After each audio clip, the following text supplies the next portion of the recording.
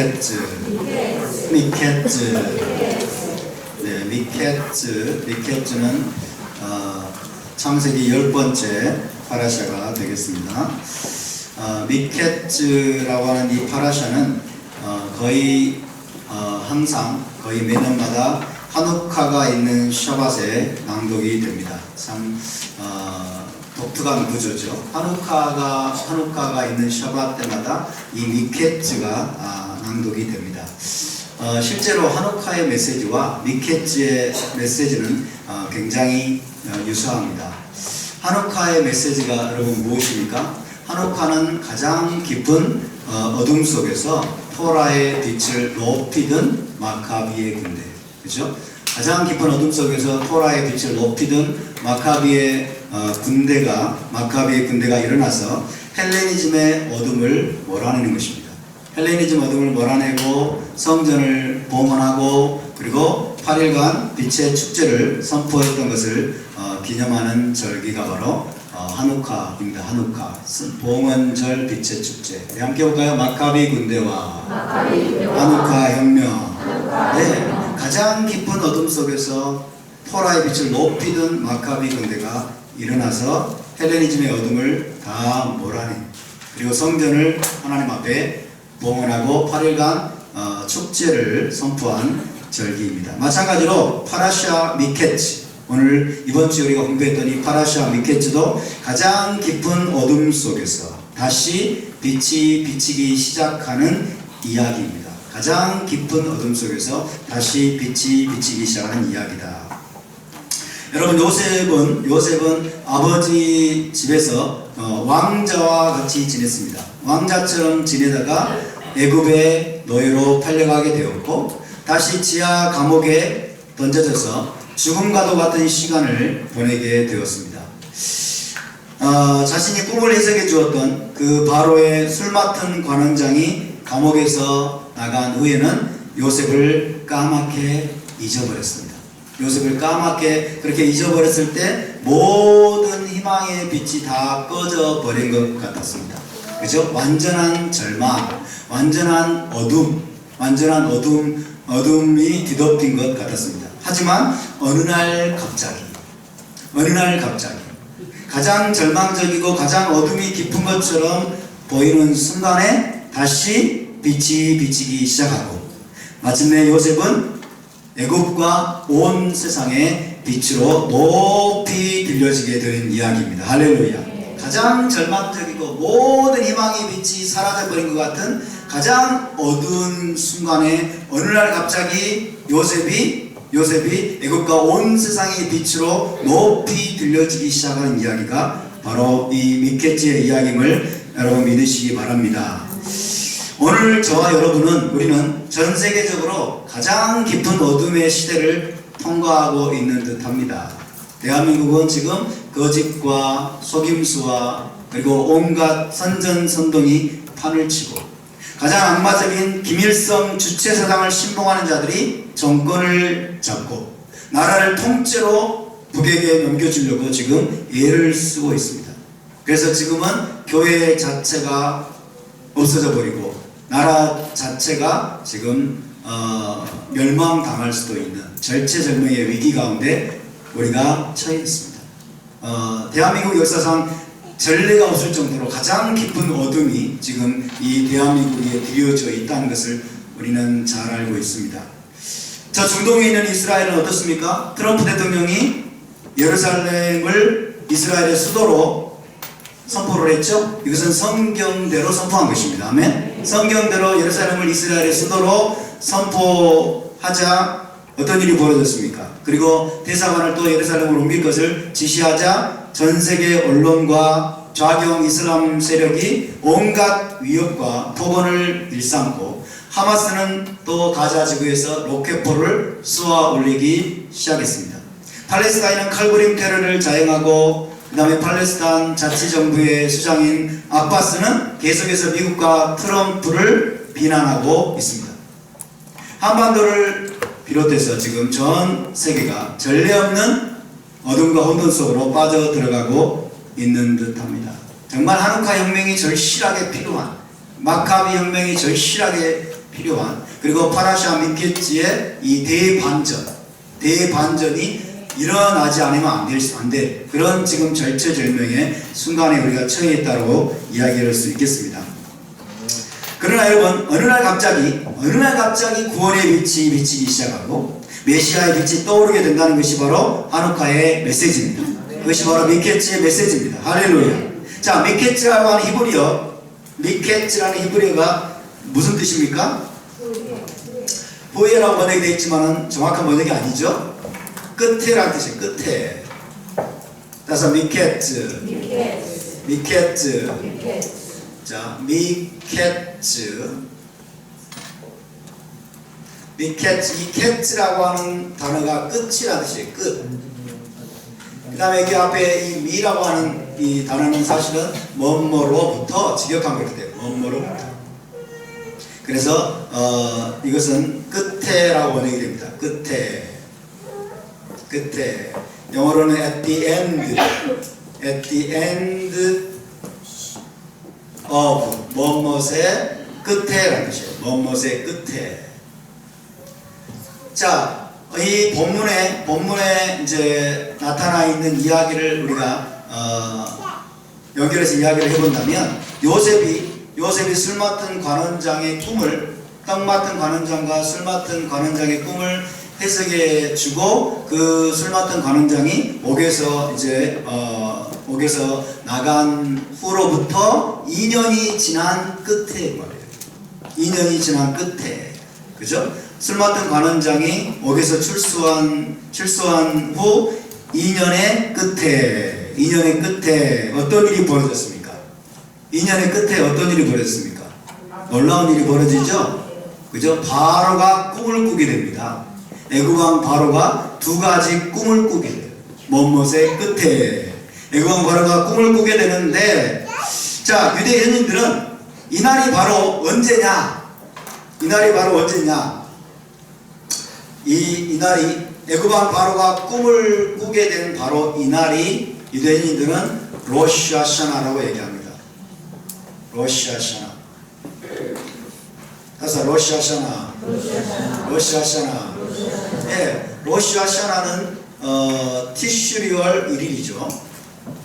티슈리얼 1일입니다. 1일.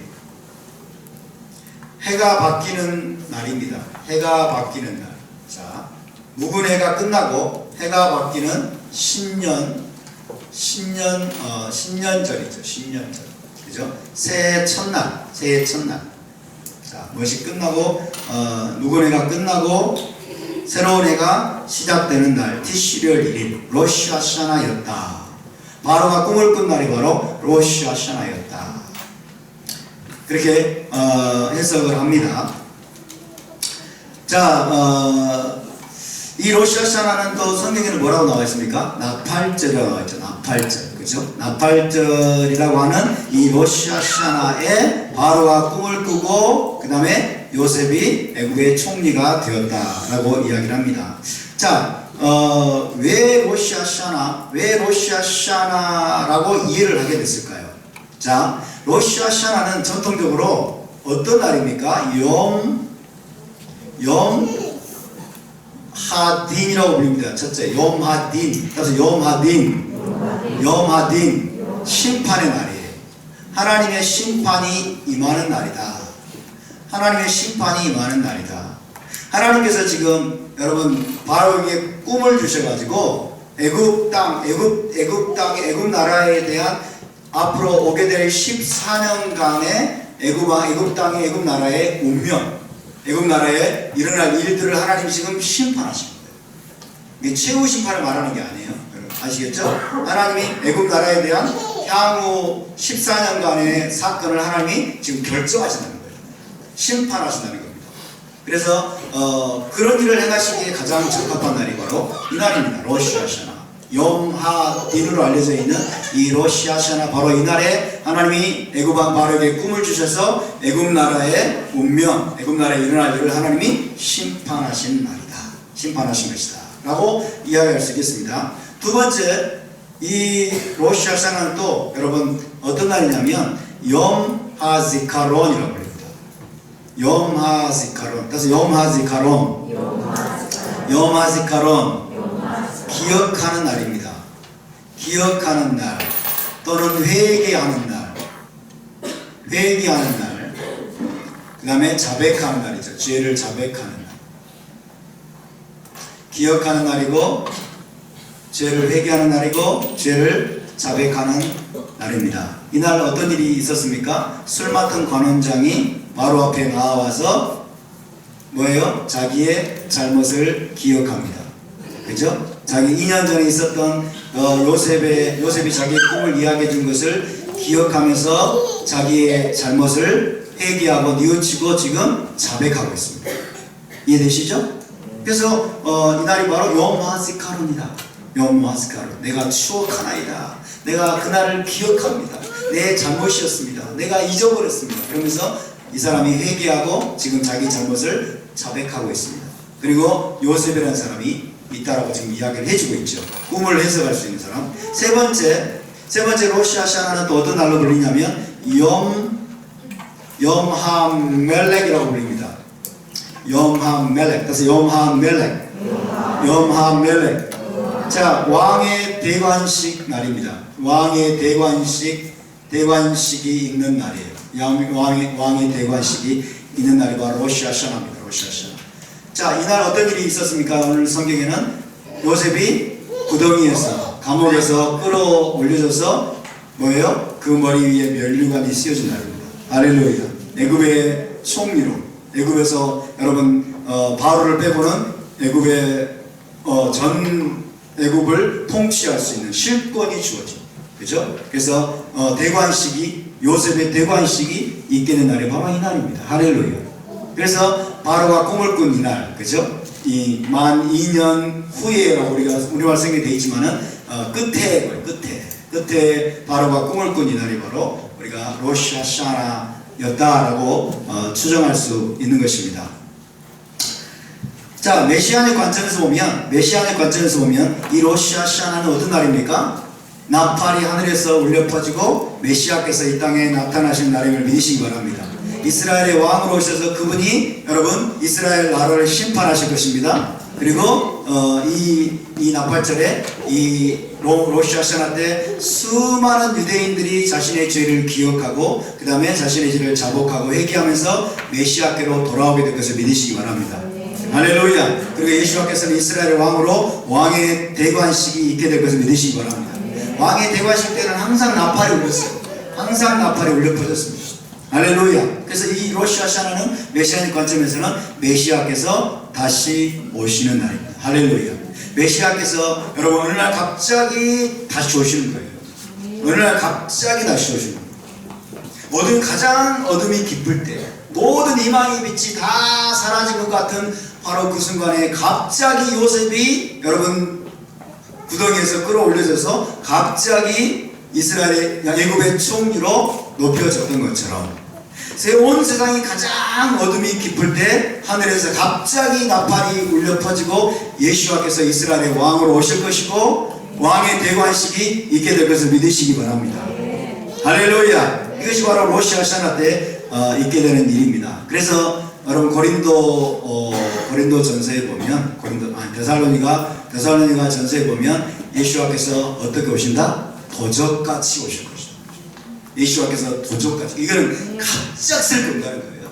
그죠? 가장 영적인 어둠이 깊고 모든 희망의 빛이 다 사라져버린 것 같을 때 한편으로는 사람들이 육적으로는 평안하다, 안전하다 그러면서 영적으로는 완전히 죽어있는 것 같은 그런 순간에 갑자기 여러분 메시아의 빛이 나타나는 걸 믿으시기 바랍니다.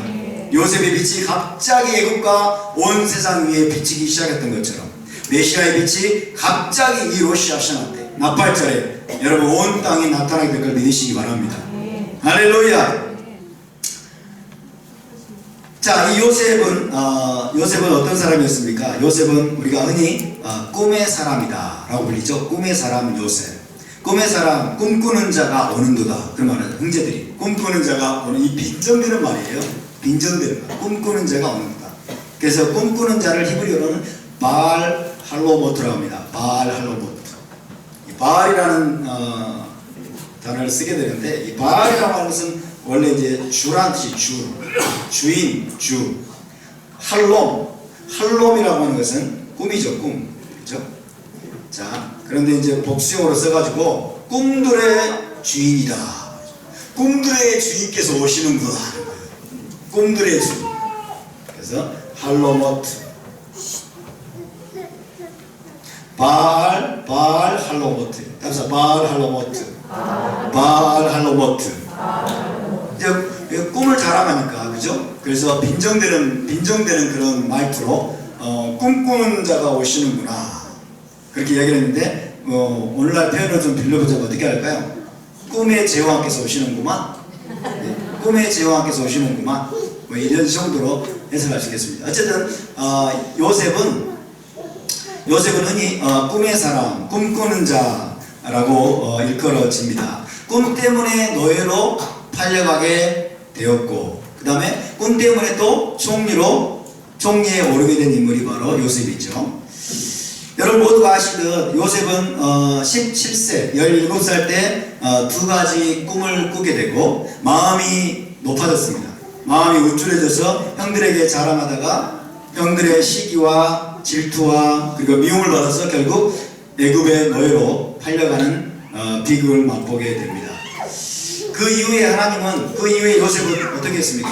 계속해서 애굽에 내려가서 하나님과 동행하는 삶을 살았습니다. 아멘. 하나님이 요셉과 함께 하셨음을 믿으시기 바랍니다. 하나님과 지속적으로 동행하면서 그리고 하나님을 섬기는 과정에서 이 요셉은 꿈을 해석하는 능력이 주어지게 됩니다.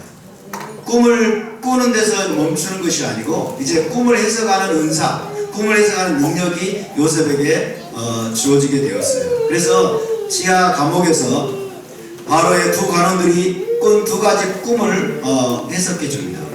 기억나십니까? 바로의 두 관원들이 꾼 두 가지 꿈을 해석해 주는데, 자 보십시다. 여러분이 이해하기 쉽게 꿈꾸는 자 요셉이 어떻게 영적으로 성장했는지를 좀 보겠습니다.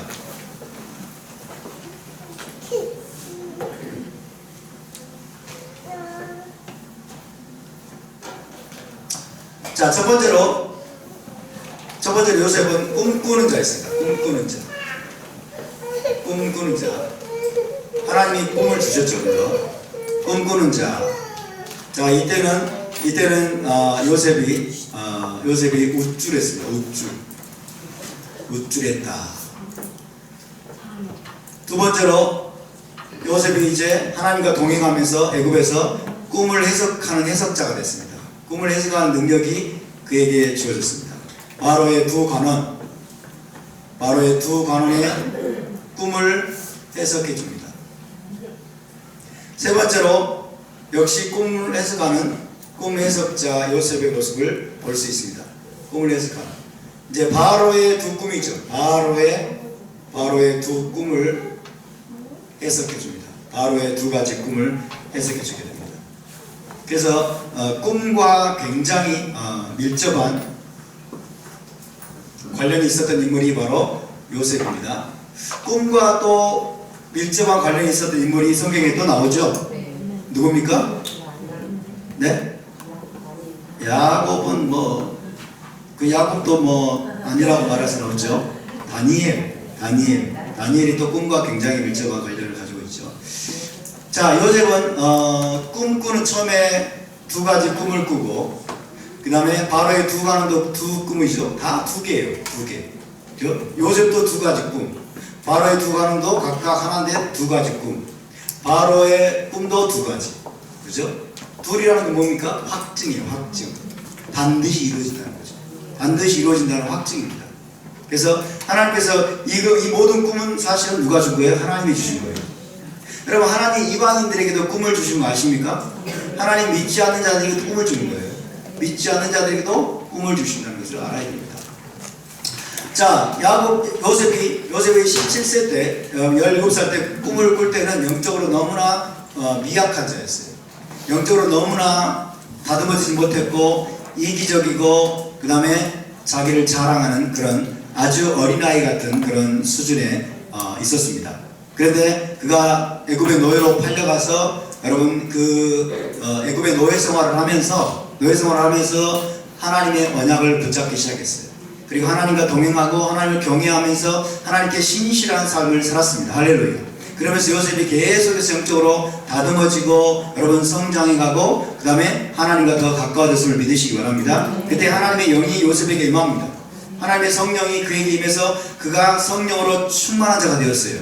믿으십니까? 성령이 충만한 자가 됐어요. 성령이 충만한 자가 되었다는 것을 누가 인정했습니까? 바로가 인정했잖아요. 그죠?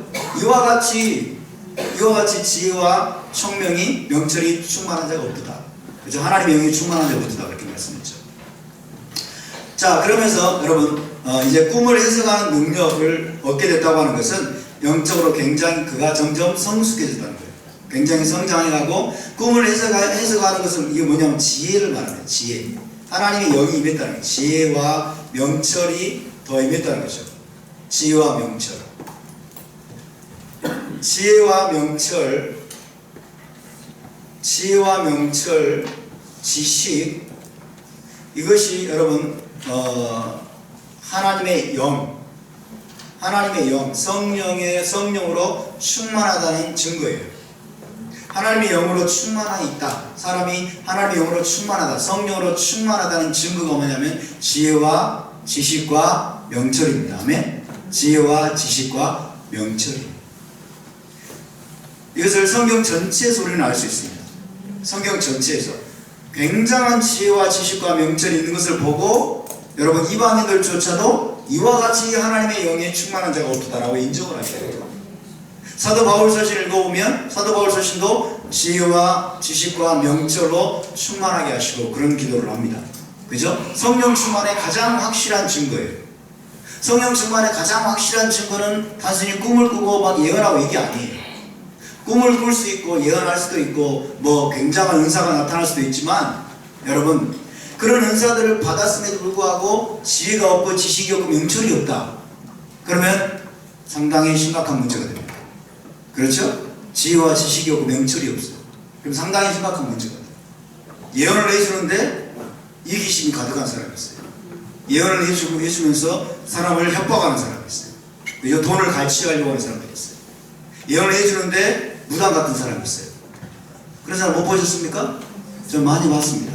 예언해준답시고 하는 행태가 꼭 무당이에요. 꼭 무당처럼 하는 사람. 이 사람이 과연 성령으로 충만하다고 말할 수 있느냐? 굉장히 이것은 어렵습니다. 그러나 우리가 예언을 못할지라도 여러분 우리가 무슨 환상을 못 볼지라도 우리가 초자연적인 뭐 기적을 행하지 못할지라도 여러분 우리는 하나님의 지혜를 구해야 될 줄로 믿습니다. 하나님의 명철과 지식을 구해야 될 줄로 믿습니다. 이것이 성령 충만의 가장 확실한 증거입니다. 하나님의 일곱 영, 이사야 11장에 나오는 메시아의 영, 하나님의 일곱 영, 그게 뭡니까? 지혜와 총명의 신이요 모략과 재능의 영이요 지식과 여호와 경외의 영이라. 할렐루야. 아멘. 하나님 일곱 명의 여러분 명확한 증거예요. 지혜와 총명과 지식과 모략과 재능과 여호와를 경외하게 하는 영입니다. 아멘. 우리가 이 성령에 충만해야 될 줄로 믿습니다. 단순히 여러분 어떤 은사를 구하지 마십시오. 단순히 어떤 초자연적인 어떤 기적을 행하는 능력을 구하지 마세요. 단순히 어떤 예언하는 능력을 구하지 마세요. 아멘. 우리가 구해야 될 것은 여러분 하나님의 지혜와 총명과 명철과 지식과 모략과 여호와를 경외하는 영이 되어야 될 줄로 믿습니다. 그런 성령으로 우리가 충만해져야 될 줄로 믿습니다. 아멘. 이 요셉은요 점점 그런 자로 성장해 갔어요. 점점.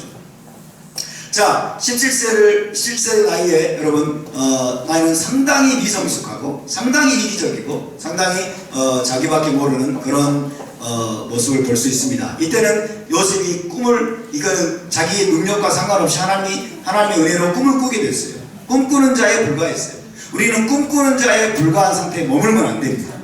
아멘. 우리는 꿈을 해석하는 능력이 주어야 될 줄 믿습니다. 꿈을 해석하는 것은 지혜가 임한 거, 하나님의 지혜. 하나님의 지혜와 명철이 임한 것입니다. 할렐루야. 그런데 자 2번과 3번에 또 여러분 결정적인 차이가 있습니다. 자 이 바로의 두 관원, 술 맡은 관원장과 그리고 떡 맡은 관원장의 꿈을 해석해 줄 때에는 여러분 그냥 해석으로 끝났어요. 그냥 해석만 해줬어요. 그냥 해석만 해주고 그 다음에 뭘 더 붙였어요? 당신이 출소하거든 나를 기억하소서. 자기와 관련된 걸 구합니다. 그죠? 나를 기억해 주소서. 기억했어요? 안 했어요? 기억 안 했어요. 그죠?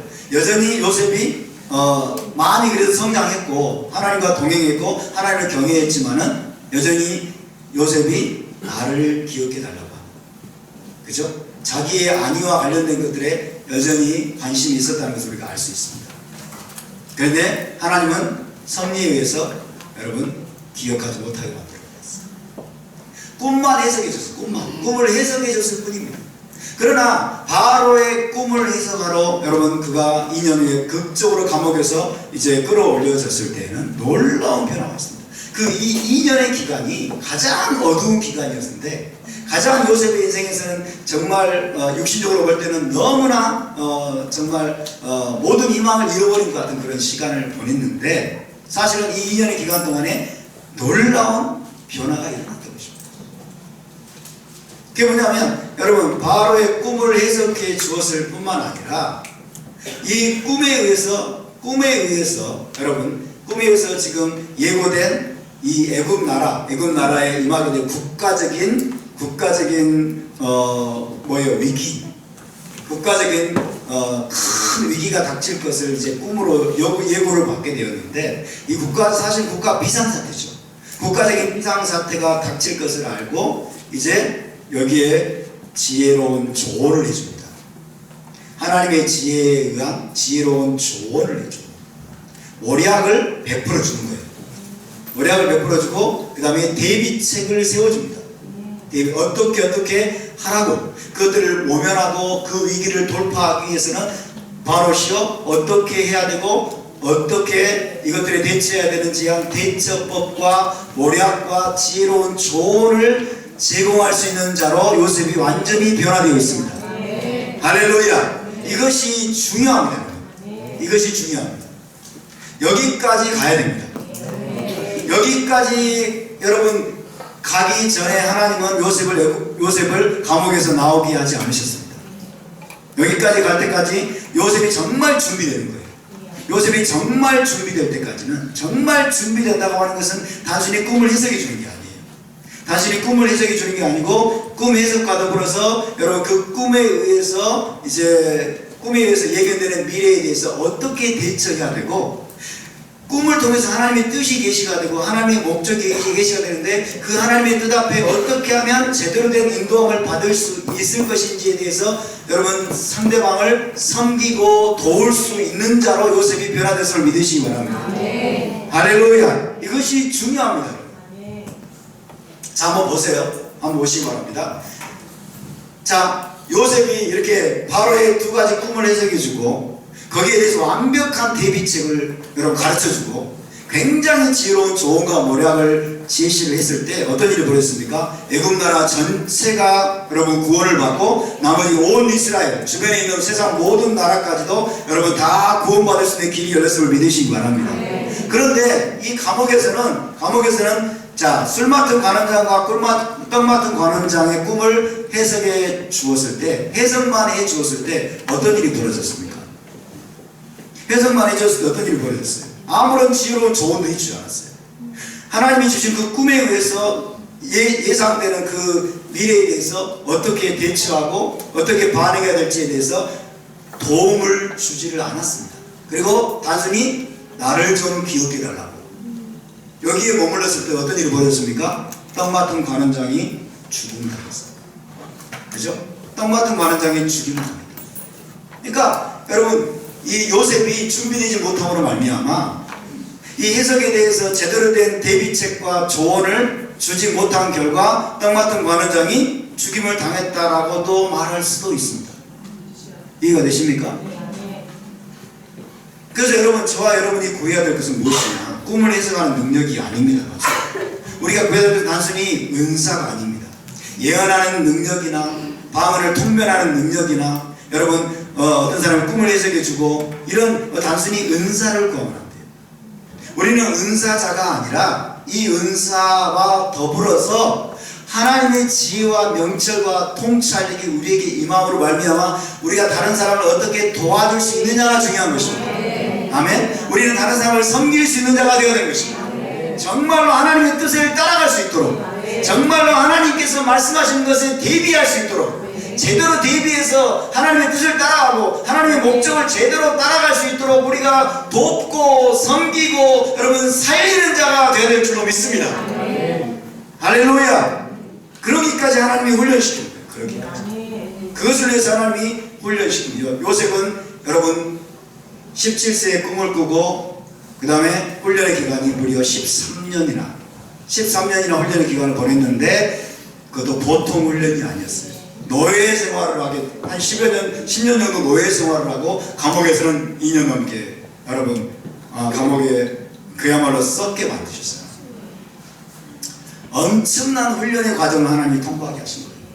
그리고 요셉이 이때가 아니라 이 정도로 준비될 때까지는 하나님이 감옥에서 나오게 하지 않으셨습니다.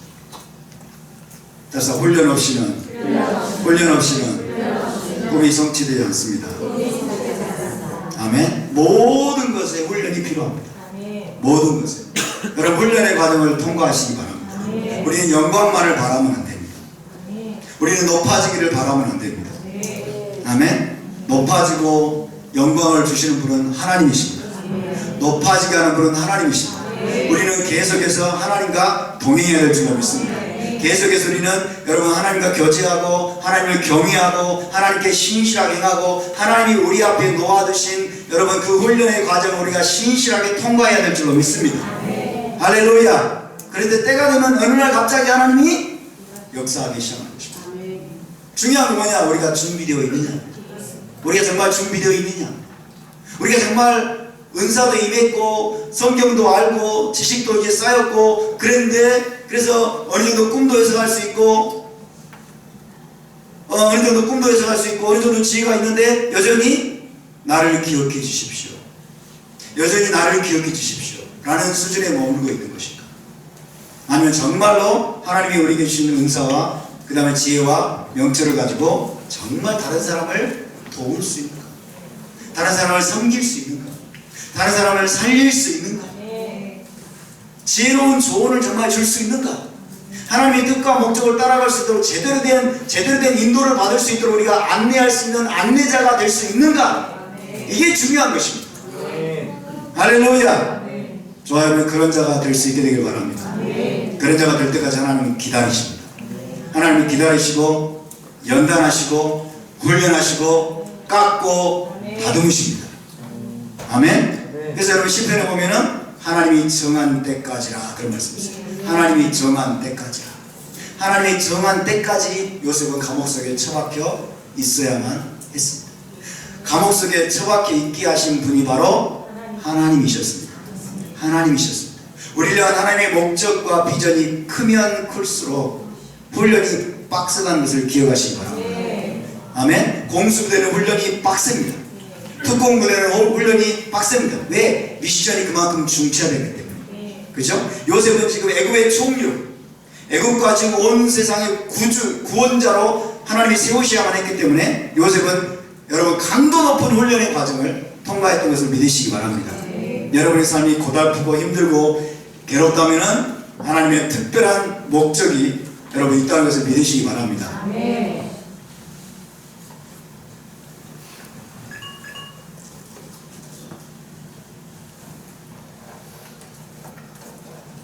자, 오늘 파라샤에서 우리가 중요한 질문을 한 가지 던져 보아야 되겠습니다.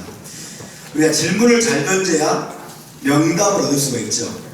우리는 질문을 잘 안 해요. 우리 한국 사람들은 질문하지 마! 이런 문화 속에 살았기 때문에 성경을 읽어도 질문을 잘 안 해요. 그냥 뭐 안다고 생각을 하고 다 읽는 거죠.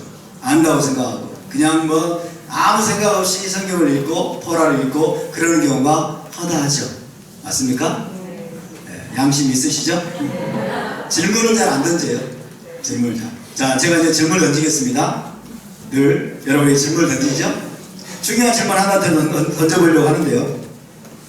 자, 요셉은 그동안에 애굽에 있는 동안에 가나안에 있는 아버지 야곱과 형제들을 찾거나 연락을 취하려는 노력을 왜 하지 않았을까요?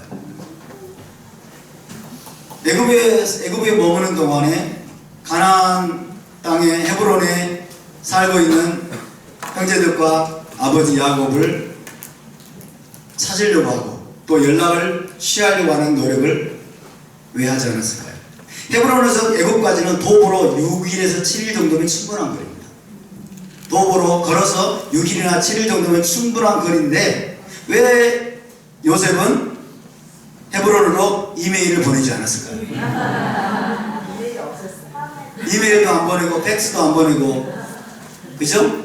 휴대폰, 스마트폰 동영상 영상통화를 할 수도 있는데, 그죠? 마음만 먹으면 할 수 있는데 6, 7일 그 정도 되는 거리밖에 안 되는데 왜 요셉은 전혀 연락도 하지 않고 찾으려고 하지도 않았을까요? 물론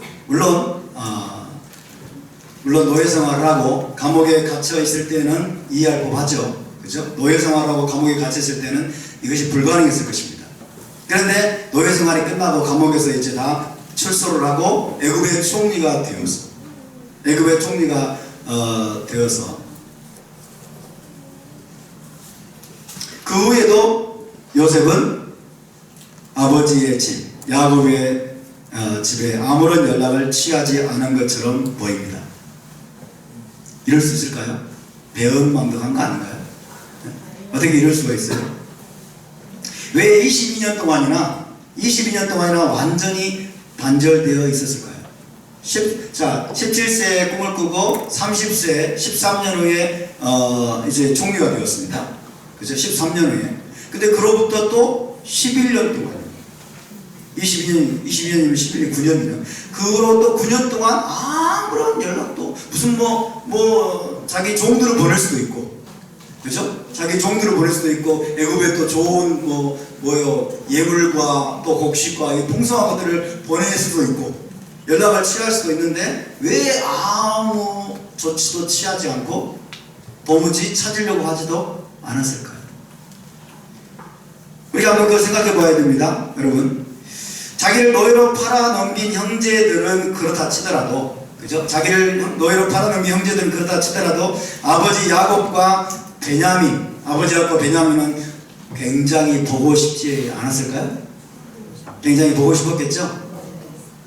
요셉이 사라진 세월이 길면 길수록 아버지 야곱의 고통과 동생 베냐민의 외로움도 그만큼 클 수밖에 없을 터인데 그걸 알면서도 전혀 아무런 연락도 취하지 않았다면 요셉의 인격을 조금 의심해 봐야 되는 거 아닙니까? 그죠? 자기 유일한 친동생은 베냐민이잖아요. 베냐민이 얼마나 외로웠겠어요? 형제들이 베냐민 좋아했겠어요? 별로 좋아하지 않았겠죠. 그죠? 베냐민 엄마도 죽은 지 오래고 그 형도 사라져버리고 그냥 오직 그냥 아버지의 사랑만 독차지했을 터인데 어쨌든 여러분 요셉이 사라진 세월이 길면 길수록 아버지의 고통 그리고 이 베냐민의 외로움 이게 가중되었을 터인데 요셉이 13년의 세월은 그렇다 치더라도 나머지 9년 동안이라도 아무 연락도 취하지 않고 그랬던 이유는 무엇일까? 혹시 생각해 보신 적이 있으십니까? 없으시죠? 너무 우리는 성경을 안다고 생각하기 때문에 자, 그에 대한 대답을 몇 가지 한번 제시해 드리겠습니다. 그에 대한 첫 번째 대답은 유대의 탁월한 토라학자인 나흐마니데스가 제시한 대답입니다.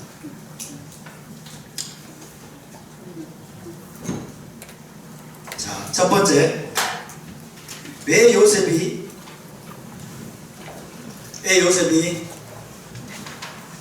아버지의 집과 연락을 취하지 않고 찾으려고도 하지 않았느냐? 첫 번째 대답은 나흐마니데스라는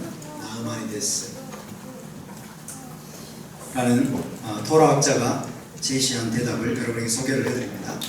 자, 요셉은 왜 그랬느냐? 요셉은 자신의 감정과 욕망 등 육적인 생각에 따라 움직이는 사람이 아니라 하나님께서 주신 꿈에 의해 움직이는 사람이었다는 것입니다. 하나님이 주신 꿈에 의해서 움직이는 사람이었다. 다시 말하면 요셉은 17살 때 자기에게 꿈을 주신 하나님을 경외하고 신뢰하면서 하나님과 가까이 동행하는 사람이었고, 그로 인해서 영적으로 굉장히 지혜로워졌습니다. 굉장히 지혜로워지고 성숙하게 되었고 하나님의 영으로 충만한 사람이 되었습니다. 맞습니까? 그죠? 총리가 될 때쯤에는 굉장히 지혜롭고 청명하고 성령으로 충만한 사람이 되었어요. 그리고 요셉은 자신의 육적인 감정과 육적인 생각에 따라 움직이는 사람이 아니라 하나님이 주신 꿈에 의해서 움직이는 사람이 되어 있었음을 믿으시기 바랍니다. 그래서 그의 꿈에 의하면 어떻습니까? 요셉이 꾼 꿈에 의하면 형제들의 곡식단이 그에게 절하고, 또 해와 달과 별, 즉 자기 아버지와 자기 어머니와 그리고 11명의 형제들이 요셉에게 절하게 되는 것이 하나님에 의해서 성취되는 거예요. 하나님에 의해서 성취되는 겁니다. 이것이 요셉의 꿈이었습니다. 요셉은 하나님에 의해서 그 신성한 꿈의 모든 요소들이 다 성취되기까지 오래 참고 기다렸던 것이다 라고 이야기합니다. 맞습니까? 네, 그랬을 것입니다. 요셉은 단순히 육적인 감정에 따라 움직이는 사람이 아니었습니다. 단순히 인간적인 생각에 따라 움직이는 사람이 아니었습니다. 요셉은 하나님께로부터 꿈을 받았습니다. 꿈을 해석하는 능력도 얻었습니다. 그리고 하나님과 동행하면서 엄청난 지혜가 그에게 임했고, 하나님의 영으로 충만한, 영적으로 굉장히 성숙하고 인격적으로 굉장히 다듬어진 여러분 영적인 거인이 되어 있었습니다. 할렐루야. 그래서 단순히 그런 인간적인 그리움이나 인간적인 어떤 정의나 인간적인 욕망에 의해서 그런 여러분 움직이는 것이 아니라 하나님이 자기 주신 꿈을 하나님이 직접 이루시기까지 그는 오래 참고 기다렸던 것입니다. 할렐루야. 중요한 것은 타이밍입니다. 타이밍. 하나님이 언제 이루시느냐, 하나님이 언제 그 모든 꿈의 요소들을 다 이루시느냐, 여러분 그것을 볼 때까지 요셉은 섣불리 움직이지 않았던 것입니다. 여러분, 하나님이 주신 비전과 꿈을 내 인간적인 노력과 인간적인 여러분 그 애씀으로 이루려고 할 때 문제가 뻐그러지셔가지고 상황이 더 문제가 발생합니다. 대표적인 사람이 아브라함이죠. 아브라함에게 주신 하나님의 약속, 이것들을 그가 오래 기다리지 못해서 하갈을 취하게 되고 결국 이스마엘이 탄생하게 되고, 지금 이스마엘 자손들이 전 세계에서 지금 여러분 전 세계를 이슬람화하기 위해서 난리를 치고 있지 않습니까? 그렇죠? 하나님의 때, 하나님의 때에 하나님의 꿈과 하나님의 비전과 하나님의 목적을 이루시기까지 우리는 오래 참고 기다린 법을 배워야 됩니다. 할렐루야. 우리에게 인내가 필요한 걸 믿으시기 바랍니다. 그래서 여러분, 믿음이라고, 하나님에 대한 믿음, 이 믿음이라고 하는 이 손바닥에 이면은 보면은 인내라고 쓰여져 있다고 합니다. 믿음의 여러분 이면에는, 믿음은 인내와 동의입니다. 믿음에는 반드시 인내가 수반됩니다. 아멘. 하나님을 정말로 믿습니까? 하나님을 정말로 신뢰합니까? 그럼 우리는 인내하게 되어 있습니다. 그럼 우리는 기다리게 되어 있습니다. 그럼 우리 오래 참게 되어 있습니다.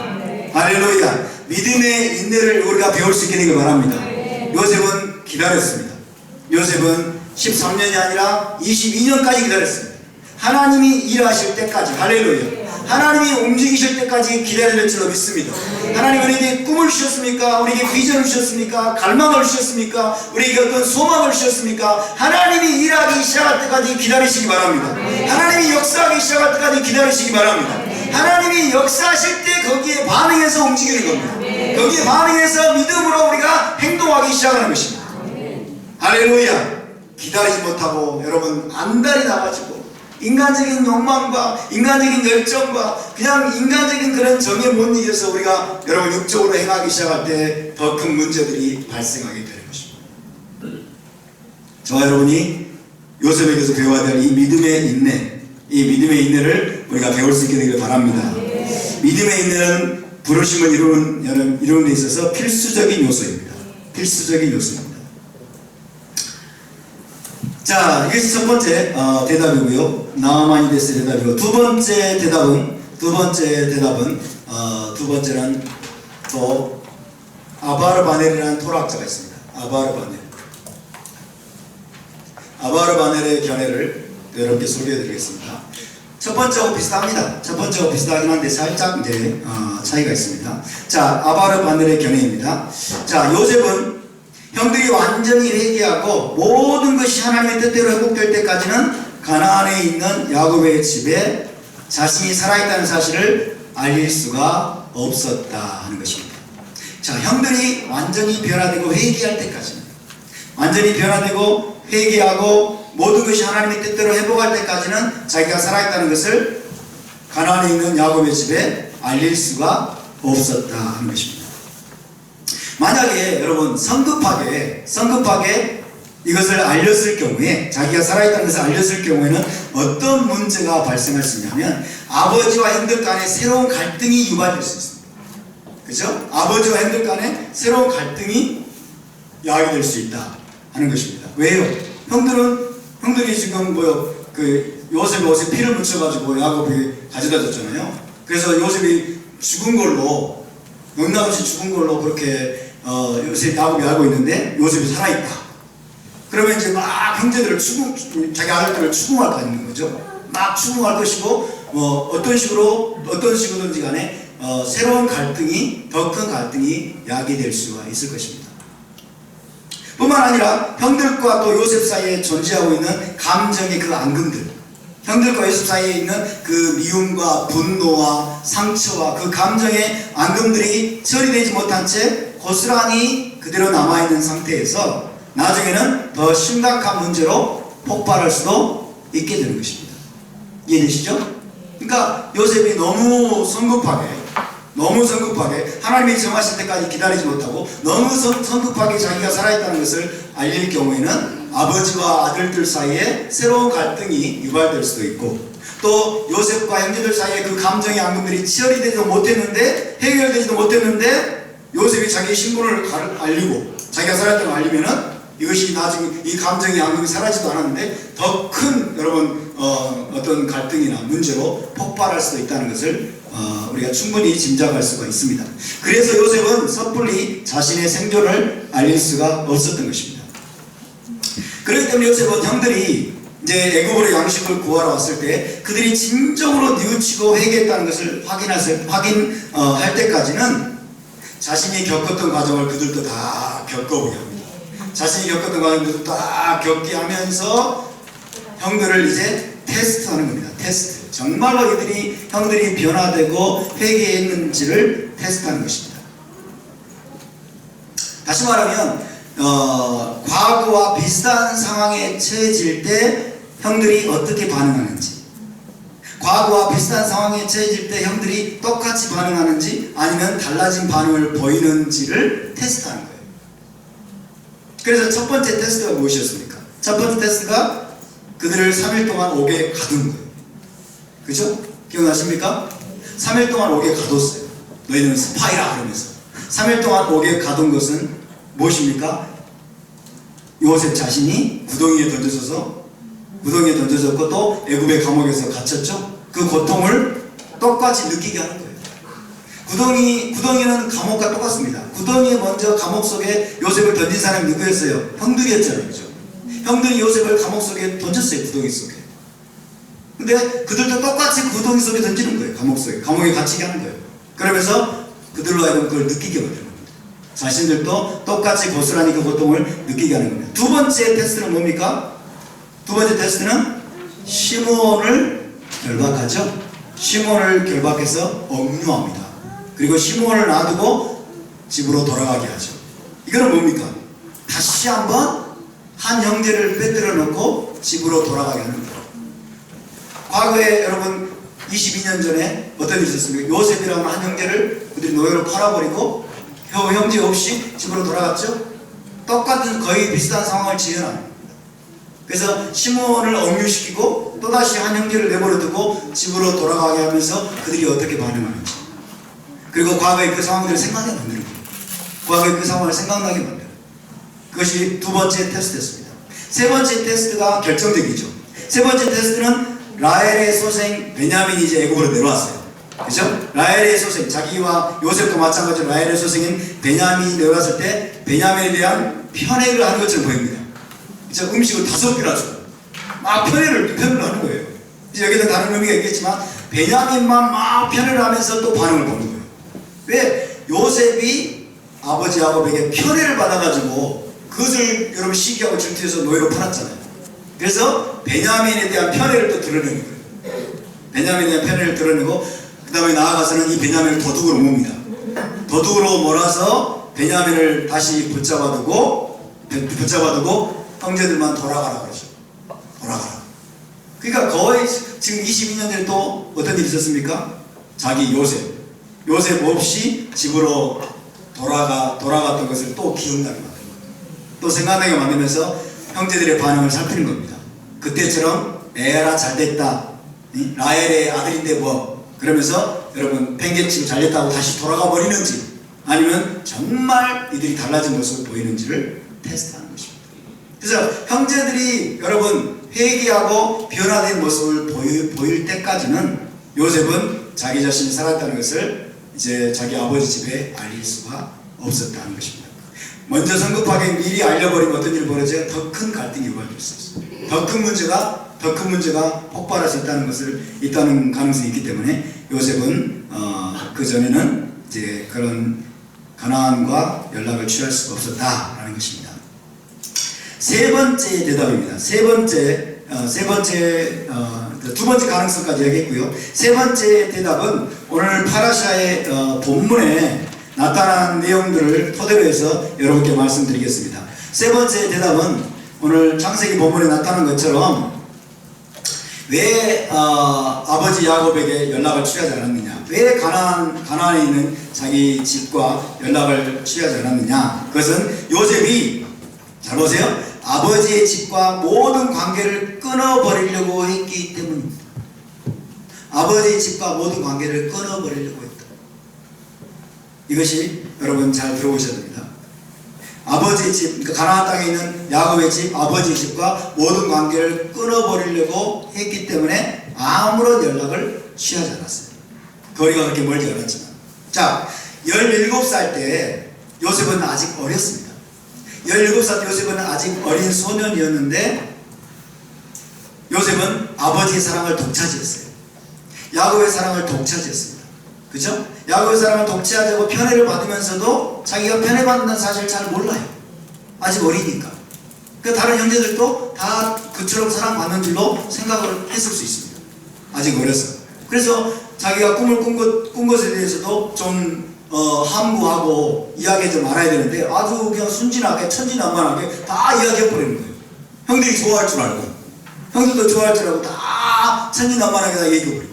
그죠? 아직 너무 어려가지고 너무 철이 없어서 자기만큼 형들도 사랑을 받는 줄 생각하고, 그죠? 그리고 그런 하나님이 주신 꿈을 막 이야기해도 아무 문제가 없을 것으로 생각을 하고 다 그냥 순진하게 그렇게 이야기를 해버립니다.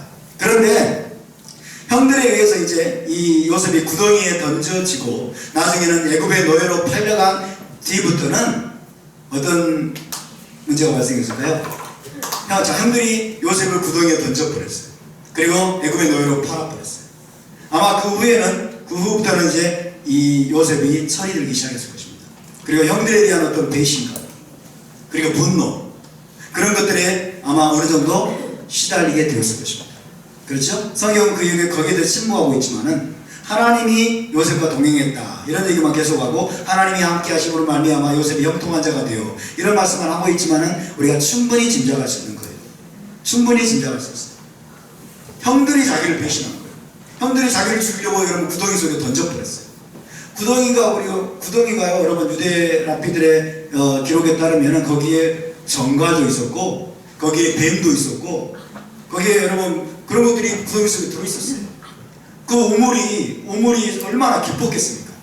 굉장히 깊었는데 거기서 너 조심조심 내려가 이렇게 했어요? 이 우물 속에 조심조심 들어가 그렇게 하지 않았을 거예요. 그냥 던졌을 거예요. 그러니까 뼈발이 부러질 수도 있고 사지가 부러질 수도 있고 뭐 그런 무자비하게 어쨌든 던진 것이에요. 근데 그 밑에는 우물물이 비어 있었지만 빈 우물이었지만 거기에 뱀과 정갈과 막 지렁이와 이런 것들이 지금 여러분 득실되고 있었던 거예요. 그런 곳에 던졌을 뿐만 아니라 나중에는 팔아버려. 은 20에 팔아버립니다. 자기 동생을. 얼마나 미워하고 증오했으면 노예로 팔아버리겠습니까? 그 은 20이 뭔지 아세요? 신발 한 켤레 값이에요. 신발 한 켤레 값에 여러분 팔아버려. 그러니까 그렇게 해서 노예로 끌려온 요셉이 형들에 대한 감정이 절대로 좋을 리가 없어요. 형들에 대한 감정이 좋을 리가 없어요. 그래서 형들로부터 제가 버림받고 배신당했다고 하는 그 분노가 아마도 요셉 안에 상당히 자리 잡고 있었을 것입니다. 이해되십니까? 더군다나 이 모든 것들이 사실은 아버지의 편애 때문에 된 것이다. 야곱이 아버지 야곱이 자기를 편애했기 때문에 이 모든 문제가 유발되었다는 것을 이가 깨달아가면서 아버지에 대한 원망도 있었을 것입니다. 아버지 야곱에 대한 원망도 있었을 것입니다. 어쨌든 요셉에게 있어서 여러분 잘 들어보세요. 어쨌든 요셉에게 있어서 아버지의 집과 형제들에 대한 기억은 두 번 다시 생각하고 싶지 않은 아주 가슴 아픈 기억이었을 거예요. 두 번 다시 생각하고 싶지 않은 그런 가슴 아픈 기억으로 남아 있었을 것이고, 따라서 아버지의 집과의 모든 관계를 끊어버리고 새롭게 출발하고 싶었을 것입니다. 이것이 요셉의 진짜 의도였어요. 아버지 집과의 모든 관계를 끊어버리고, 이제 과거는 다 잊어버리고, 이제 지나가면 다 잊어버리고, 가슴 아픈 기억은 다 내려놓고 묻어두고, 이제 애굽에서 새롭게 모든 것을 새롭게 시작하고 싶었을 것입니다. 오늘 파라샤의 이야기는요, 오늘 파라샤에 기록된 이야기는 충분히 그런 짐작을 가능하게 만듭니다. 자, 여러분, 미드라시에 따르면 애굽에 내려간 이스라엘 백성들이 어디에 거주하게 됩니까? 고센 땅에 거주하게 되죠. 애굽에 내려간 이스라엘 백성들이 애굽 사람들과 동화되지 않은 이유를 세 가지로 이야기합니다. 애굽의 문화에 동화되지 않았잖아요. 그렇죠? 이스라엘 백성이라고 하는 민족적인 정체성을 유지했어요. 자, 그래서 미드라시는 왜 애굽에 내려간 이스라엘이 애굽과 동화되지 않았느냐? 세 가지를 이들이 버리지 않았기 때문이다. 세 가지를 버리지 않았기 때문이다. 첫 번째는 이름을 바꾸지 않았다. 이름을 바꾸지 않았어요. 히브리식 이름을 그대로 애굽에 내려가서도 썼습니다. 히브리식 이름을. 예를 들면 아하론, 미리암 이런 히브리식 이름을 애굽에서 그대로 썼다는 거예요. 이름을 바꾸지 않았다. 두 번째는 의복을 바꾸지 않았다. 의복을 바꾸지 않았다. 여전히 가나안 땅에서 입었던, 여러분, 그 이스라엘 백성으로서 야곱의 집에서 입던 그 옷을 애굽 사람들과 달리 다른 옷을 이들이 입었기 때문이다. 세 번째는 언어를 바꾸지 않았다. 이렇게 이야기합니다. 이것이 미드라시가 이야기하는 비결입니다. 애굽에 내려간 이스라엘 백성이 애굽 문화와 동화되지 않은 세 가지 이유. 첫 번째는 이름을 바꾸지 않았다. 두 번째는 의복을 바꾸지 않았다. 세 번째는 언어를 바꾸지 않았다. 이것이 우리에게 시사하는 바가 굉장히 큽니다. 저와 여러분의 시사하는 바가 굉장히 큽니다. 자,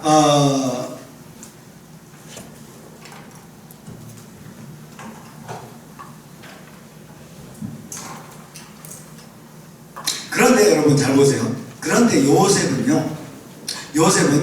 애굽 총리에 오른 직후부터 첫 번째, 자이든 타이든 그의 이름이 짜프낫 바네아흐로 바뀝니다. 그죠? 요셉은 이름을 바꿉니다. 바로가 이름을 지어줬는데 어쨌든 짜프낫 바네아흐로 요셉은 살아갑니다. 짜프낫 바네아흐가 무슨 뜻이냐? 학자들마다 굉장히 의견이 많죠. 빵을 공급하는 사람이다. 구원자다. 어떤 사람은 또 하나님은 말씀하신다. 그리고 그분은 살아있다. 이런 뜻이랍니다. God speaks and He lives. 이게 짜프낫 바네아흐의 뜻이라는 거예요. 짜프낫 바네아흐. 어쨌든 이것은 여러분 애굽식의 이름입니다. 애굽식의 이름. 그래서 자이든 타이든 요셉은 그의 이름이 자프나 파네아흐로 바뀝니다. 두 번째, 요셉은 의복을 바꿉니다. 애굽 사람처럼 입고 다닙니다. 애굽 총리죠. 애굽 총리로서의 옷을 입고, 그죠? 일상생활할 때도 물론 애굽 사람의 옷을 입었을 것입니다. 그래서 요셉은 옷을 바꿉니다. 의복도 애굽 총리의 의복을 입고 애굽인의 의복을 입고 생활을 합니다. 그리고 세 번째, 언어도 히브리어나 가나안어가 아니라 애굽어를 사용합니다. 요셉은 언어까지 바꿉니다. 애굽어를 사용합니다. 그래서 여러분 형제들이 왔을 때 요셉과 대화를 어떻게 했어요? 통역을 썼잖아요. 통역을 썼어요. 형제들은 히브리어 가나안어를 사용했을 것이고 요셉은 애굽어를 사용했던 거예요. 그렇죠? 그러니까 요셉이 자기 종들에게 이야기할 때는 형제들이 알아듣지 못해요. 그렇죠? 그러니까 자, 이스라엘 백성들이 애굽의 문화에 애굽 사람과 동화되지 않을 수 있는 비결은 이름을 바꾸지 않고 의복을 바꾸지 않고 언어를 바꾸지 않는 것인데 요셉은 다 바꾸었어요. 요셉은 다 바꾸었어요. 이것이 여러분 무엇을 말해줍니까? 그가 가나안 사람이 아닌, 야곱의 집에 속한 사람이 아닌 완전히 애굽인으로 살아가기를 원했다는 사실을 보여줍니다. 애굽인으로서 완전히 여러분 애굽 사람으로서 새로운 삶을 살기를 원했다는 것을 보여줍니다. 이해되시죠? 더군다나 또 한 가지 결정적인 증거가 있습니다. 아버지의 집과 관련된 모든 것을 다 관계를 끊어버리려 했던 요셉의 의도를 결정적으로 또 증명해주는 한 가지가 있습니다. 그것은 뭐냐면, 자, 애굽 제사장 보디베라의 딸 아스낙과 결혼하죠. 아스낙과의 사이에서 나온 첫째 아들의 이름이 무엇이었습니까? 므낫세예요. 므낫세의 뜻이 뭐예요? 잊어버림. 므낫세라는 이름을 지으면서 요셉이 뭐라고 이야기했습니까? 하나님이 내 모든 고난과 내 아버지의 온 집 일을 잊어버리게 하셨다. 할렐루야. 할렐루야 해야 될지 모르겠지만, 그렇죠? 하나님이 나의 모든 고난과 내 아버지의 모든 집 일을 잊어버리게 하셨다. 그러니까 잊어버리고 싶은 거예요. 잊을 수가 없겠죠, 사실은. 그러나 그의 마음속에 그냥 눌러드는 거예요. 완전히 잊어버리고 관계를 완전히 끊어버리고 이제 애굽에서 애굽 총리로서 여러분 하나님이 자기에게 맡기셨다고 믿는 그 총리로서의 그 사명, 자기의 소명에 충성을 다하는 그것으로 만족하고자 했던 것입니다. 이것은 충분히 우리가 이해할 만한 일이죠. 어쨌든 요셉은 가나안에 있는 아버지 야곱과 형제들과 관련된 모든 상처와 그 아픔의 기억들을 잊어버리고자 했던 것입니다. 그래서 요셉은 애굽 총리의 어른 후에도 거의 10년 가까이 자기 아버지에게 텍스도 안 보내고 이메일도 안 보내고 그리고 영상통화도 하지 않았던 것입니다. 그죠? 완전히 관계를 끊고 다 잊어버리고 완전히 새로운 삶을 살기를 원했기 때문에. 그러나 한 가지 중요한 것입니다. 그럴지라도 중요한 것은 요셉은 아버지 야곱으로부터 물려받은 여호와 신앙과 토라만은 굳건히 지켰습니다. 아멘. 이게 중요합니다. 자, 여호와 신앙과 토라만을 굳건히 지키면서 하나님을 경외하는 삶을 살았음을 믿으시기 바랍니다. 이게 중요합니다.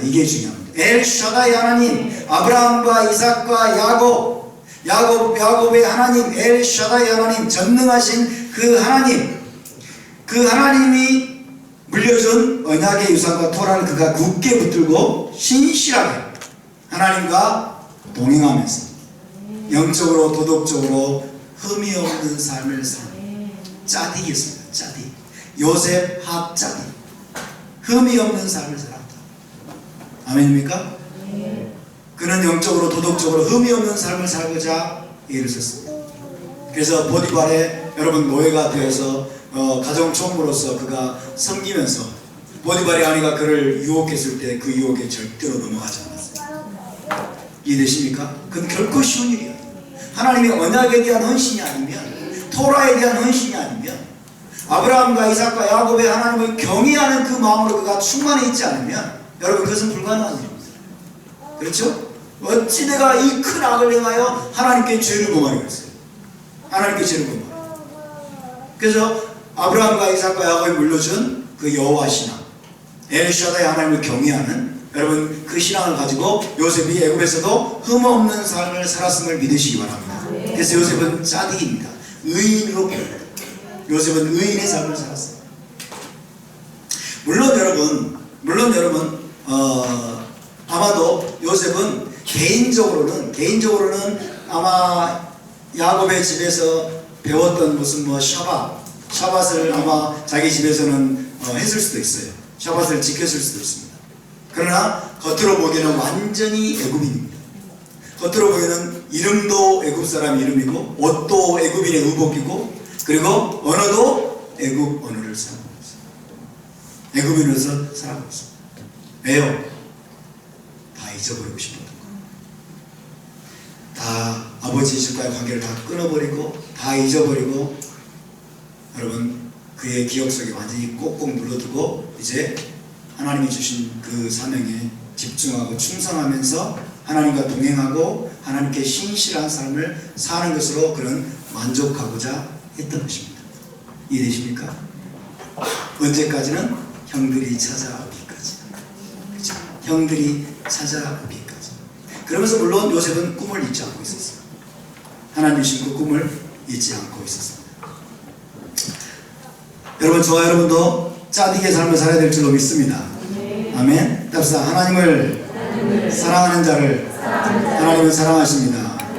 자, 요셉의 삶에서 여러분 계속 반복되는 말씀은 무엇입니까? 하나님이 요셉과 동행하시다는 것입니다. 하나님이 요셉과 동행하셨다. 하나님이 함께 하심으로 그가 형통한 자가 되었다. 할렐루야. 하나님이 함께 하시는 것을 보디발도 보았고 감옥의 간수장도 보았음을 믿으시기 바랍니다. 하나님이 요셉과 함께 하신다는 거예요. 하나님이 요셉과 동행하였다는 거예요. 여러분 하나님은 어떤 자와 함께 하십니까? 하나님을 사랑하는 자와 함께 하십니다. 하나님께 순종하는 자와 함께 하십니다. 하나님을 경외하는 자와 함께 하십니다. 하나님의 토라를 지키는 자와 함께 하십니다. 여러분 아무 원인도 없이 그냥 아무 원인도 없이 아무 이유도 없이 요셉이 아무것도 하지 않았는데 그냥 하나님이 무조건 함께 하셨다라고 우리는 생각하는 경향이 있는데 그렇지 않습니다. 요셉이 하나님을 경외했다는 거예요. 요셉이 하나님을 찾았다는 거예요. 요셉이 토라를 준행했다는 것입니다. 요셉이 아브라함과 이삭과 야곱으로부터 물려받은 그 하나님의 계명, 하나님의 율례, 하나님의 법도를 여러분 준행하고 언약의 신실한 삶을 살았다는 것입니다. 하나님을 사랑하는 자를 하나님은 사랑하십니다. 하나님을 경외하는 자를 하나님은 동행하십니다. 하나님께 순종하는 자를 하나님은 축복하시고 하나님은 도와주시는 분을 믿으시기 바랍니다. 요셉이 바로 그런 삶을 살았습니다. 비록 그가 다 잊어버리고 과거는 다 잊어버리고 아버지 집과의 관계는 다 끊어버리고 이곳에서 내가 하나님께 주신 것에 충성하겠다 라고 여러분 그런 생각을 하고 있었을지라도 그래서 애굽인으로서 완전히 이제 새롭게 그가 새로운 삶을 살아야 되겠다라고 결단을 했을지라도 그는 철저하게 하나님과 동행하고 철저하게 하나님을 경외하고 여러분 하나님의 언약과 토라의 신실한 삶을 살았음을 믿으시기 바랍니다.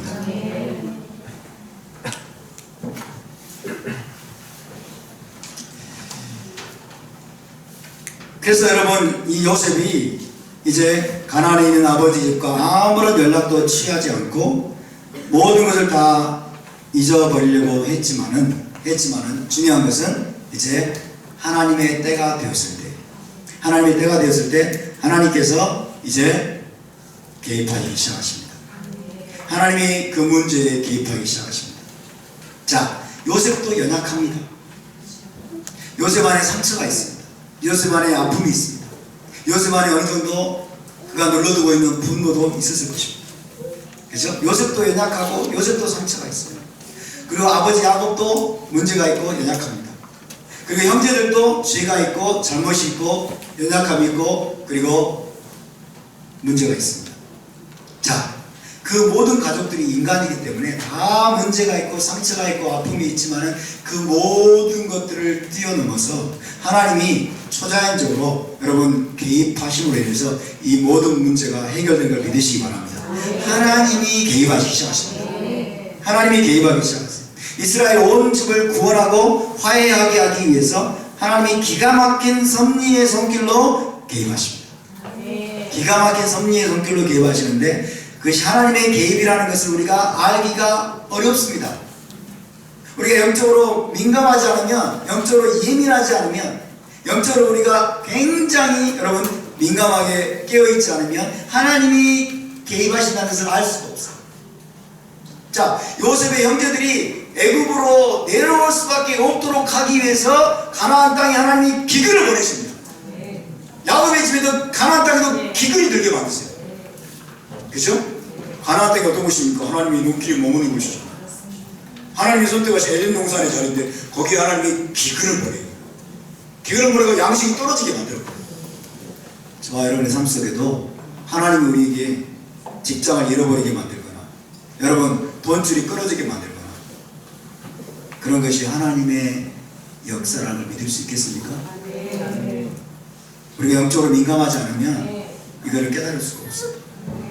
그리고 우리 입에서는 원망이 튀어나올 수 있고 여러분 하나님에 대해서 원망하고 사람들을 원망하고 우리의 처지를 비관하면서 자기 연민에 빠질 수가 있어요.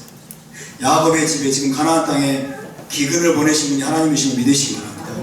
기근, 극심한 기근을 보내가지고 버티다 못해서 도저히 버티지 못하고 이제 요셉의 형제들이 애굽으로 갈 수밖에 없게 만드시는 분이 하나님이십니다. 할렐루야. 그래서 여러분 대면하게 만드는 거예요. 그죠? 우리가 어떤 차원에서 보면 요셉의 형제들과 요셉은 원수지간이 원수지간. 감정적으로 볼 때는 맞습니까? 원수지간도 여러분 대면하게 만드시는 겁니다. 그리고 야곱은 지금 베냐민에게 꽉 그 인간적인 애정으로 베냐민을 꽉 붙잡고 있어요. 절대로 베냐민을 이제 놓지 않으리라. 내가 라헬도 잃어버리고 요셉도 잃어버렸는데 이 베냐민만큼은 절대로 내가 잃어버릴 수 없다. 그래가지고 인간적인 애정으로 이를 꽉 지금 붙잡고 있는 거예요. 그러니까 이 야곱이 베냐민에 대한 인간적인 애정을 다 놓아버리고 하나님만을 신뢰할 수밖에 없도록 하기 위해서 하나님은 어떻게 역사하십니까? 더 극심한 기근을 보내버렸어요. 그죠? 더 극심한 기근을 보내가지고 도저히 버틸 수 없게 만지. 도저히 버틸 수 없게. 그러니까 이제 애굽에서 가져온 양식을 다 먹었어요. 버틸 만큼 버티고 버틴 양식이 다 떨어져 도저히 버틸 수가 없어요. 그러니까 야곱이 뭐라고 말합니까? 이놈들아 왜 양식이 떨어져가는데 안 가느냐? 빨리 애굽 가서 양식 사와라. 그러니까 아버지 베냐민 안 보내면 못 갑니다. 그러니까 아버지가 뭐라고 그래요? 내가 베냐민을 잃으면 이르리로다라는 고백이 나오게 하신 분이 하나님이십니다. 아멘. 그러면서 전능하신 하나님 엘샤다의 하나님이 너희를 지키시고 그 사람으로부터 은혜 받게 하시기를 원하노라. 할렐루야. 코너로 몰릴 때 여러분 완전히 코너로 몰리고 죽을 것 같은 상황에 몰릴 때 우리의 인간적인 애정과 인간적으로 우리가 움켜쥐고 붙들고 있던 것들 다 놓고서 하나님만을 신뢰하게 되는 것입니다. 아멘. 이것이 하나님의 역사예요. 이것이 하나님의 섭리. 하나님이 지금 여러분 오케스트라의 지휘자처럼 지금 하늘에서 지휘하고 있는 거예요.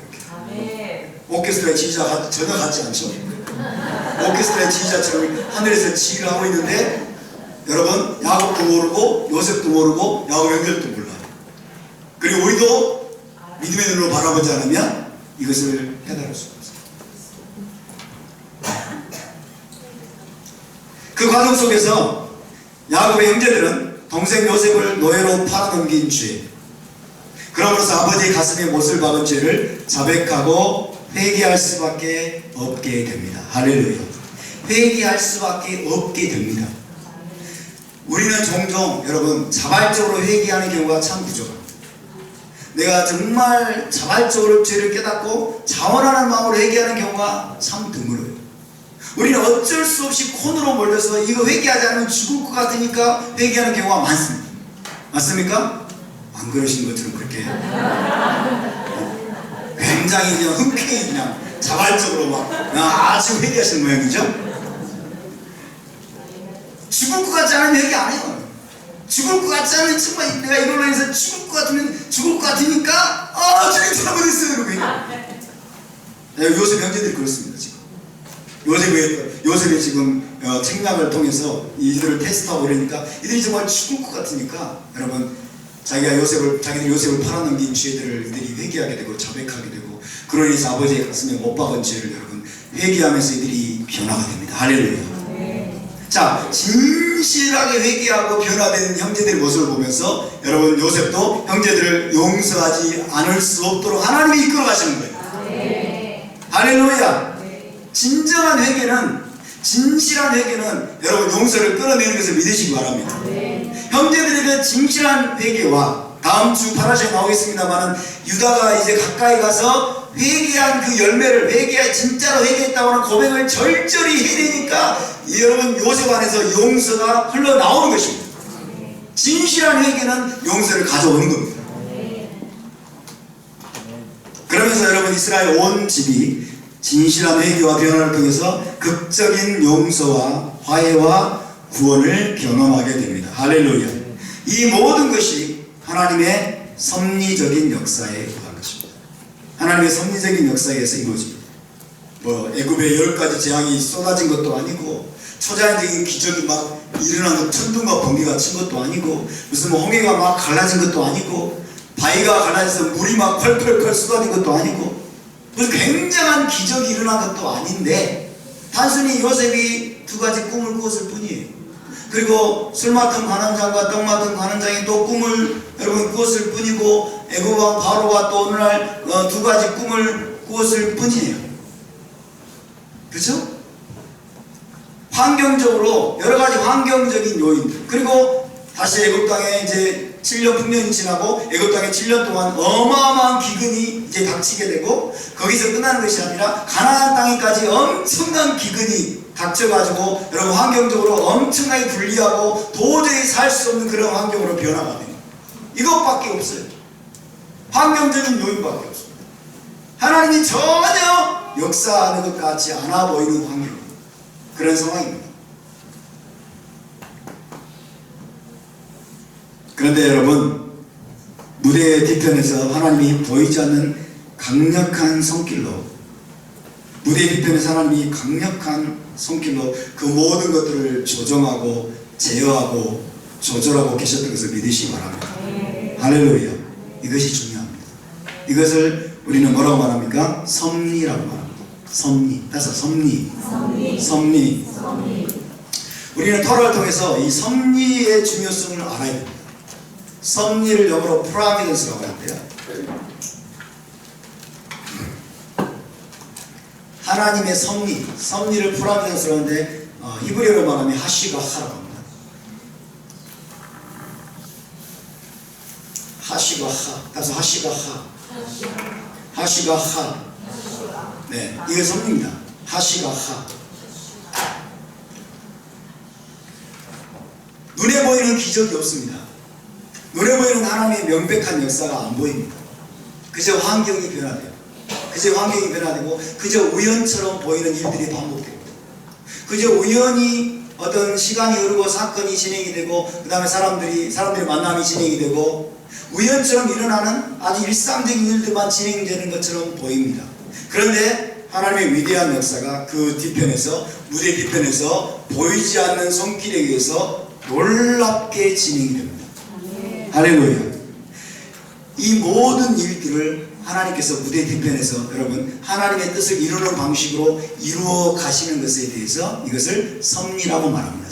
따라서 섭리. 그러니까 섭리는 섭리에 대해서 제가 몇 가지 말씀드리려고 하는데요. 자, 섭리는 눈에 보이는 기적보다 강력하다. 이것을 우리가 알아야 됩니다. 하나님의 섭리는 눈에 보이는 기적보다 더 강력합니다. 아멘? 눈에 보이는 기적보다 더 훨씬 강력합니다. 두 번째, 하나님의 역사는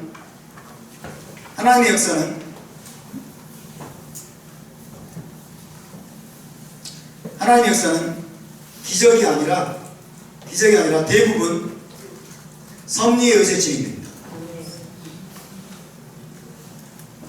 하나님의 역사는 단순히 기적이 아니라 대부분 섭리에 의해서 진행됩니다. 기적은 예외적인 케이스예요. 이해되십니까? 기적은 예외적으로 하나님이 행하시는 거예요. 예외적으로 기적을 그럼 행하시는 것은 하나님의 주권에 달려있어요. 믿습니까? 그래서 우리는 기적만을 바라는 신앙을 버려야 될 줄로 믿습니다. 기적을 구하지 마십시오. 표적을 구하지 마십시오. 예수와께서도 표적을 구하는 음란하고 악한 세대들이 여기 있잖아요. 내가 보여줄 것은 요나의 표적밖에 없다는 거예요. 요나의 표적은 어떤 것입니까, 여러분?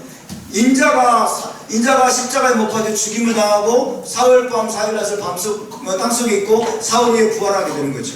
자, 부활하기 전까지는 인자가 여러분 고난을 당하고 십자가에 못 박히는 것은 기적이 아니에요. 그죠? 기적이 아니에요. 완전히 섭리예요. 일상적인 일처럼 보입니다. 그런 거예요. 그래서 섭리는 굉장히 강력합니다. 굉장히 강력합니다. 하나님의 역사는 대부분 섭리에 의해서 진행됩니다. 섭리에 의해서. 초자연적인 기적을 하나님 물론 행하시는 분이십니다. 초자연적인 기적을 행하실 때 우리는 그것에 대해 감사하고 하나님을 찬양해야 마땅할 것입니다. 그러나 초자연적인 기적만을 구하지 마십시오. 초자연적인 기적과 이사와 표적과 이런 것들만 우리는 바라면서 만약 내 삶 속에 그런 일이 일어나지 않으면 하나님이 나와 함께하지 않는다라고 하는 착각에 빠지지 않기를 바랍니다. 그래서 기적이 없어도 표적이 없어도 하나님의 섭리가 이스라엘과 함께합니다. 할렐루야. 그래서 이스라엘에게는 우연이 없습니다. 하나님의 백성 이스라엘에게는 우연이 없습니다. 하나님의 섭리가 여러분 이스라엘을 하나하나 섬세하게 이끌어가는 것을 믿으시기 바랍니다. 굉장한 신비입니다. 어떻게 이룰 수가 있어요? 완전히 우연 같은데. 완전히 우연 같은데. 가나안 땅에 기근이 닥치는 게 어떻게 이게 하나님의 기적이라는 거예요? 이게 어떻게 하나님의 역사라는 거예요? 그죠? 완전히 우연 같죠? 형제들이 분노에 쳐가지고 여러분 요셉을 애굽에 노예로 팔았거든요. 요셉을 구덩이에 던졌는데 죽이려고 구덩이에 딱 던졌는데 그때 멀리서 눈을 들어보니까 이스마엘 상인들이 오는 거예요. 여러분 우연이잖아요. 그렇죠? 우연이에요. 우연처럼 보여요. 우연을 가장한 하나님의 섭리만 있을 뿐입니다. 우연을 가장한 하나님의 섭리가 이스라엘을 감싸고 있습니다. 하나님의 언약 백성에게는 우연이 없습니다. 하나님을 모르는 자들에게는 모든 것이 우연일 것입니다. 그러나 하나님을 아는 자들에게는 하나님과 언약을 체결한 자들에게는 여러분 하나님이 구속의 완성을 이루어가기 위한 모든 훈련과 연단의 과정으로서 모든 환경을 그분이 조율하시고 그분이 다 안배하시고 배치하는 것을 믿으시기 바랍니다. 우연을 가장해서 하나님이 역사하는 겁니다. 우연히 주사파가 청와대를 정하겠을까요? 섭리입니다. 아멘. 이것이 섭리예요. 섭리. 이것이 아니면 교회는 초토화되는 거죠. 더 소망이 없어요. 깨어날 가망이 없습니다. 이해되십니까? 섭리입니다. 하나님의 위대한 섭리를 찬양합니다. 자, 하나님의 역사가 여러분 놀라운 기사나 이적이나 표적이나 이런 것들에서 이루어지는 것이 아니라 대부분 섭리에 의해서 이루어지기 때문에 우리에게는 뭐가 필요하냐면 절대적인 신뢰가 필요합니다. 하나님에 대한 절대적인 신뢰가 필요하고 더불어서 뭐가 필요해요? 인내가 필요합니다. 할렐루야. 그래서 세 번째가 이겁니다. 세 번째, 이스라엘에게는 믿음의 인내가 필요합니다. 하나님을 절대적으로 신뢰하는 자만이 인내할 수 있어요. 할렐루야. 우리가 정말 하나님을 신뢰한다면 인내할 수 있습니다. 인내한다는 말은 아무것도 안 하는 뜻이 아닙니다. 아시겠죠? 오래 참고 인내한다고 했습니까? 아무것도 안 하고 여러분 그냥 뭔가 하늘에서 홍시가 떨어지기를 기다리는 그런 차원의 헬라적인 인내가 아니에요. 하나님이 우리에게 하라고 주신 토라를 준행하고 계명을 행하고 의를 행하면서 여러분 하나님의 뜻이 이루어지기까지 우리가 인내하는 거예요. 할렐루야. 이것이 중요합니다. 그래서 우리가 요셉의 이야기에서 여러분 중요하게 우리가 또 붙잡아야 될 이 내용이 바로 섭리예요. 하시가 요셉 자신도 연약했어요. 요셉도 아버지의 집을 잊어버리려고 했어요. 형제들에게 잊어버리려고 했어요. 형제들도 역시 요셉에 대한 그 분노와 증오와 시기질투심 여전히 버리지 못하고 있었어요. 근데 여러분, 애굽에도 극심한 기근이 닥치고 가나안 땅에도 극심한 기근이 닥쳐서 그들이 지금 생존의 위기에 만약에 처해지지 않았더라면, 생존의 위기에 처해지지 않았더라면 야곱도 베냐민을 놓지 못했을 것이고, 요셉의 형제들도 여러분 자신이 저지른 죄에 대해서 그들이 회개하거나 그 다음에 요셉에 대한 그런 분노, 시기, 질투의 감정들을 그들이 버리지 못했을 겁니다. 그렇죠? 그래서 하나님의 역사는 여러분 모든 것이 형통하고 평탄하고 우리의 삶 속에 모든 것이 잘 될 때보다도 우리의 삶 속에 기근이 닥치고 고난이 닥치고 우리의 삶 속에 여러분 정말 역풍이 불어닥칠 때, 그래서 우리가 생존의 위기까지 여러분 그런 위기의식을 느끼게 될 때, 그때 하나님의 위대한 역사가 더 놀랍게 진행되는 것을 믿으시기 바랍니다. 이게 역설입니다. 이건 세상 사람 이걸 깨달을 수가 없어요. 하나님 모르는 자들은 이걸 깨달을 수가 없어요. 그래서 우리는 지금 가장 극심한 어둠의 시대를 지금 우리가 보내고 있지만, 이 대한민국에 정말 미래가 있을까? 한국교회에 정말 미래가 있을까? 라고 하는 그런 절체절명의 위기의식을 느끼는 이 극심한 어둠의 그리고 시련의 시기를 우리가 보내고 있지만은, 그래도 우리는 하나님의 하시고 하를 믿습니다. 하나님이 하셨습니다. 감줄레토바. 따라서 하나님이 하셨습니다. 감줄레토바.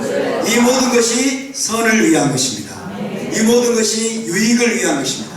이 모든 것이 구속의 완성을 위해서 하나님이 역사하는 것임을 믿으시기 바랍니다. 그래서 마침내 요셉도 그걸 깨달은 거예요. 그죠? 다음 주 파라샤에 고백합니다.